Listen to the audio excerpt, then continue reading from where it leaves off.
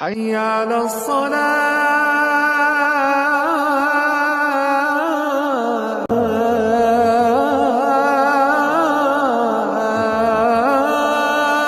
এর মধ্যে উপস্থিত আছেন বিশিষ্ট ইসলামিক চিন্তাবিদ, ইসলামিক স্কলার, লেখক মাওলানা মহিউল ইসলাম মাহিন চৌধুরী।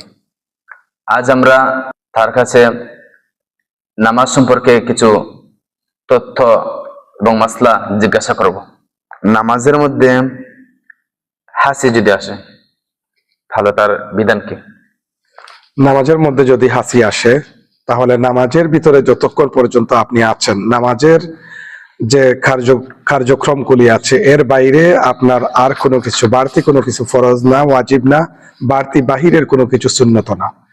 যেমন আমরা হাসি আসলে আলহামদুলিল্লাহ বলি, পাশে যিনি আছেন তিনি হয়তো ইয়ারহামুকাল্লাহ বলবেন, আমি যদি আবার জবাব দেই তাহলে বলবো ইউসলিহ বালাকুম, এরকম আমরা জবাব দেই আল্লাহ রাসূলের সুন্নাহ পদ্ধতিতে।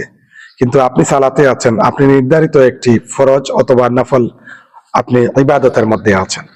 এখন আপনার উপরে অনেকগুলি ফরজ ওয়াজিব, যদিও আপনি নফল পড়েন, তখনও আপনি সালাতের ভিতরে ঢোকার পরে আপনার উপরে অনেক কিছু ফরজ হয়ে গেছে, আপনাকে সেগুলি আদায় করতে হবে।